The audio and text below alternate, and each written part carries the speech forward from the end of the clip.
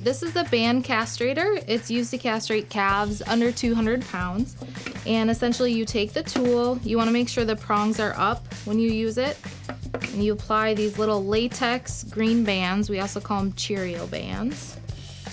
And you stretch it over the prongs.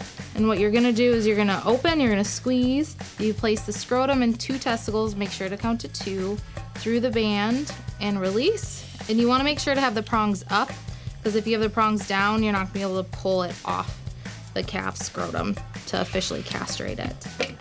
A little tip and trick on these little bands, make sure not to keep them anywhere where they can be exposed to sunlight, excessive heat, or freeze, because it will kind of fray and destroy the integrity of the band, so they're more likely to break after they've been applied.